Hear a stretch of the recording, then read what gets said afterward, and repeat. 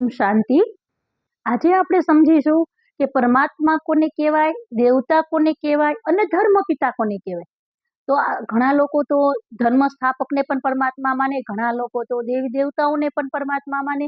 તો પરમાત્મા, દેવી દેવતા અને ધર્મ સ્થાપક ત્રણેય કોણ છે આજે આપણે સમજીશું। તો દેવતા છે તો એને 33 કરોડ દેવતા, ગાયન છે ને ભારતની અંદર કે 33 કરોડ દેવતા। તો દેવતા છે તો એ પુનર્જન્મમાં આવે છે અને દેવતાઓને પોતાનું શરીર છે, એટલે પરમાત્માને તો પોતાનું શરીર છે નહીં, એ નિરાકાર છે, અજન્મા છે, અકર્તા છે, અભોક્તા છે। તો પરમાત્મા જે નિરાકાર છે એ અલગ છે, એ બધી જ આત્માઓના પિતા છે અને દેવી દેવતા બનાવવાનું કર્તવ્ય પરમાત્મા કરે છે। શ્રી કૃષ્ણ દેવતા છે તો એને શ્રી કૃષ્ણનું પદ કોણે આપ્યું? તો કે પરમાત્માએ આપ્યું। તો ક્યારે આપ્યું? તો કલયુગના અંતમાં આપ્યું કે યદા યદા હિ ધર્મસ્ય ગ્લાનિર્ભવતિ ભારત, જ્યારે જ્યારે ભારતના ધર્મની ગ્લાનિ થાય છે ત્યારે ત્યારે હું આવું છું। આવીને શું કરે છે? નરમાંથી નારાયણ અને નારીમાંથી શ્રી લક્ષ્મી પદની પ્રાપ્તિ કરાવે છે। તો પરમપિતા પરમાત્મા ગીતા જ્ઞાન આપી, સત્ય જ્ઞાન આપી અને આ કર્તવ્ય કરે છે।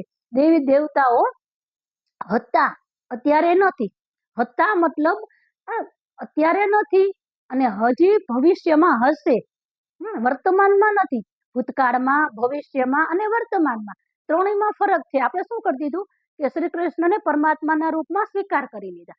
તો પરમાત્મા શ્રી કૃષ્ણ તો પરમાત્મા નથી, કેમ કે સતયુગમાં હતા અને વર્તમાનમાં નથી અને ફરીથી પાછા ભવિષ્યમાં હશે। તો હશે મતલબ અત્યારે છે નહીં। તો ધર્મ સ્થાપક કોણ હતા? તો કે ધર્મ સ્થાપક જે છે એ ધર્મની, પોતાના ધર્મની સ્થાપના કરે છે। તો ધર્મ એટલે શું? ધર્મ એટલે આત્માનો સ્વધર્મ।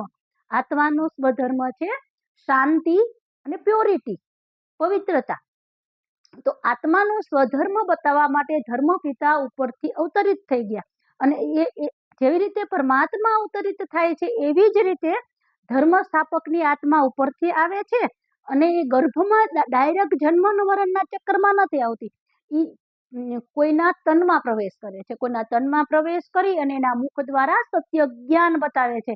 ધર્મ શું છે? તો આત્માનો સ્વધર્મ શાંતિ છે, સુખ છે। આવું જ આવી અને ધર્મ પિતા બતાવી ગયા છે। તો આપણે શું સમજી લીધું? એને જ પરમાત્મા સમજી લીધા, એને મંદિરમાં બેસાડીને પૂજા શરૂ કરી દીધી। પણ પરમાત્મા પિતા અલગ છે, દેવતાઓ અલગ છે, ધર્મ સ્થાપક અલગ છે। ઓમ શાંતિ।